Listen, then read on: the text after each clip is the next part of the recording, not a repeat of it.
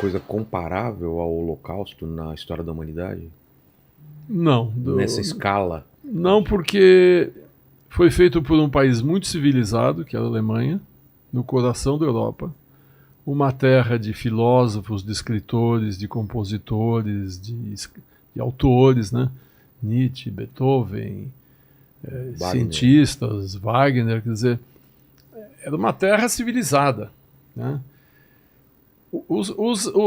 A Turquia fez um genocídio na Armênia, né, durante a Primeira Guerra Mundial, mas não foi planejado e organizado como os alemães fizeram. O que a Turquia fez? A Turquia, quando invadiu a Armênia, expulsou as populações para o deserto e morreram de fome, de sede, sem condições. Tinha 1/3 dos armênios foram mortos assim.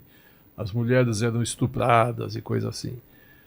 Depois, na década de acho que 80, 90, não lembro quando, teve a guerra entre Sérvia e Croácia. Também ali foi uma destruição de um povo, né? Foram genocídios ali também, porque era um povo destruindo outro povo. Mas também não foi uma coisa industrial como o Holocausto. O Holocausto foi industrial. Pega de uma cidade, bota no trem, traz para este local eles descem, quem é forte vai trabalhar até morrer, quem é fraco já entra na câmara de gás construída, planejada, para que a pessoa entre achando que vai tomar banho, que tinha até chuveiro falso. Joga o gás, mata, já sai para o crematório, queima o corpo, desaparece. Quer dizer, é uma indústria.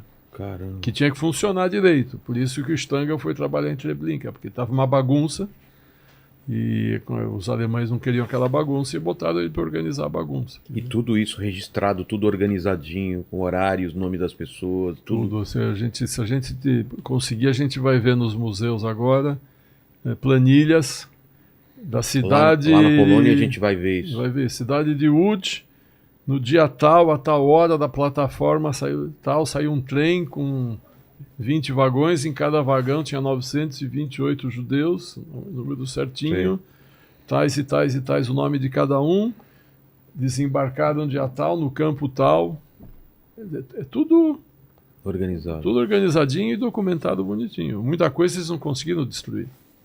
Porque destruíram muita coisa, então. Quando tinham tempo e os campos começavam a ser libertados, eles destruíam as provas, porque sabiam que era um crime. Assinatura, né? Quem assinou, quem pegou. Tá tudo lá, carimbo, tudo bonitinho, como se fosse um transporte de animais.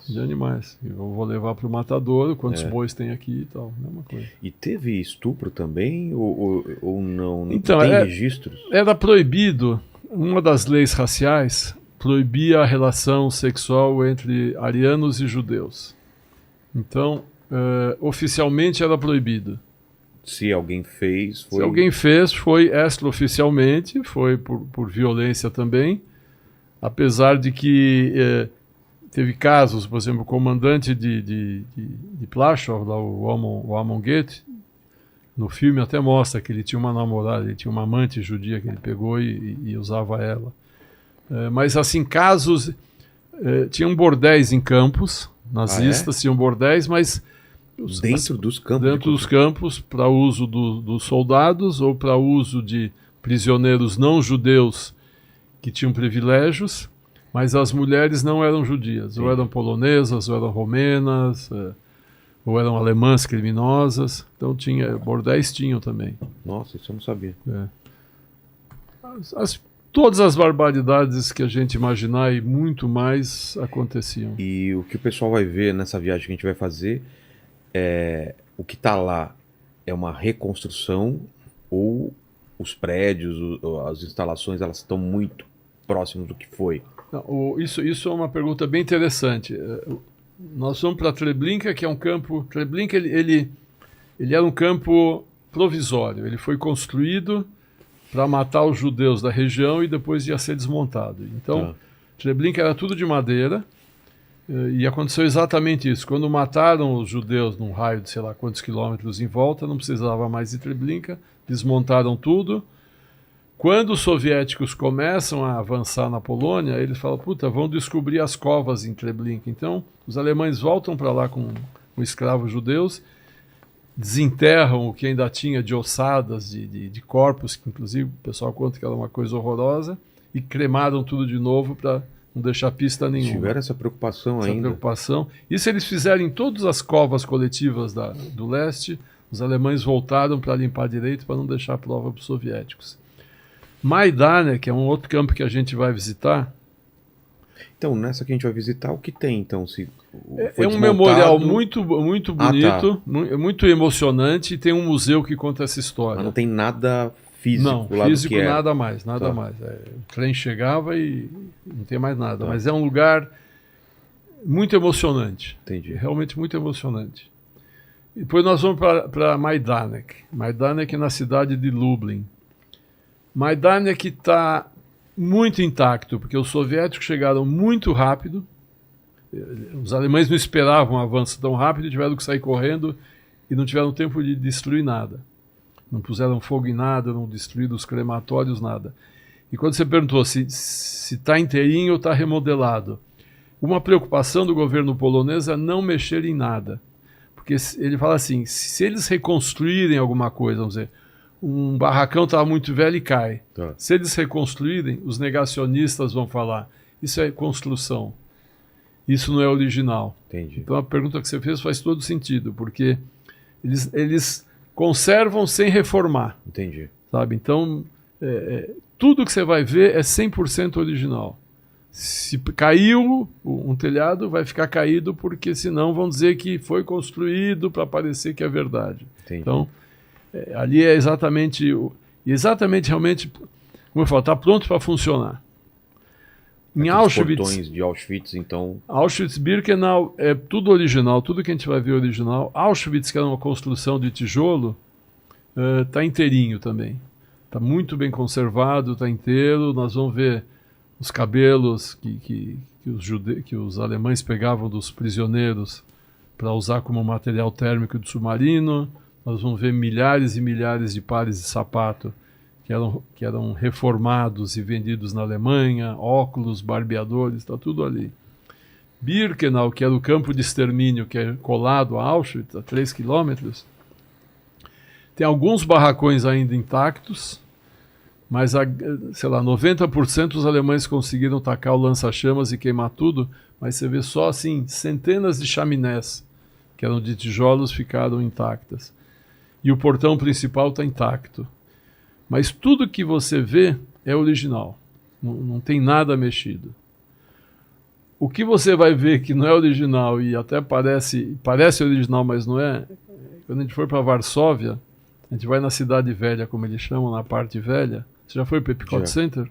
Já fui para Varsóvia também. Então, Epcot Center você vê Marrocos, né? Você vê uma réplica, né? Você vê todas as cidades do mundo em Epcot Center.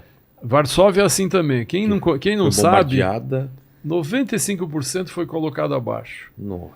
Quando teve o levante de Varsóvia, que a guerra estava acabando, os soviéticos estavam chegando para libertar a Polônia, aí teve um levante da resistência polonesa, começaram a lutar contra os alemães para expulsar eles, e os alemães então começaram a destruir o que podiam de Varsóvia. A gente vai até visitar o museu do Levante de Varsóvia, que conta uma história muito interessante. Quando a resistência polonesa era comunista, porque estava lutando contra os nazistas, pedia para a União Soviética mandar armas e munição, Stalin falou, sim, eu vou ajudar vocês. Aí ele pegava, como se fossem barris muito grandes, colocava armas e munições, só que mandava os aviões soltarem sem paraquedas, que é para destruir, porque ele sabia que ele ia conquistar Varsóvia, mas queria Varsóvia destruída. Ele queria que Varsóvia fosse destruída para ele dominar com mais facilidade. E quando ele para do outro lado do Vístula, em vez dele atacar Varsóvia para libertar dos alemães, ele também bombardeia Varsóvia. Então, no fim, Varsóvia tomou bomba dos alemães e bomba dos soviéticos e foi abaixo, 95% foi abaixo. Mas quando acaba a guerra, Stalin constrói milhares de predinhos iguais, sei lá, 4, 5 andares exatamente iguais, que as pessoas não tinham onde morar. São prédios absolutamente iguais. Várias cidades da Polônia têm isso. E eles pegam o mapa da cidade e fotos da época e reconstrói Varsóvia antiga exatamente como era. Então, quem não sabe, olha, fala, nossa, que cidade bonita, antiga, tal, bacana. Mas para quem sabe, aquilo é fachada. Por dentro, é uma casa nova, moderna, totalmente fake, totalmente cenário. Caramba. Essa parte sim foi reconstruída, mas os campos, absolutamente nada. Porque também tem uma coisa assim, que eu aprendi numa das viagens com o governo polonês. Muitos campos libertados pelos americanos, ingleses e franceses foram destruídos, puseram abaixo. Stalin deu ordens de não destruir nada, porque ele queria mostrar para o mundo o mal que o fascismo era.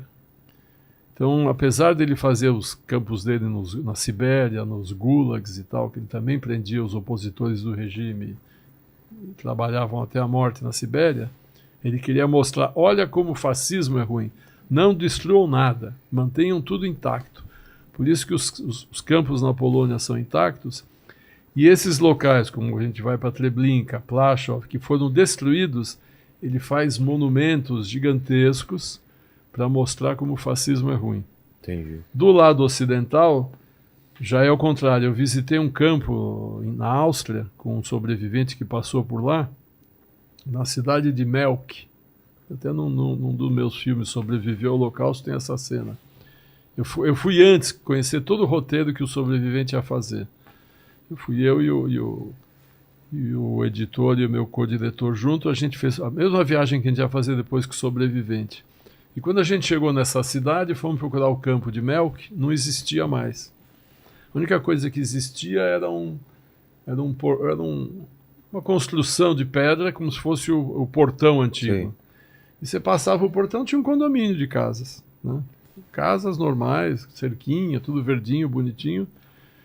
E a gente, cadê o campo de Melk? Não, era aqui. Mas o que aconteceu? Não, depois da guerra, a gente precisava de lugar para morar.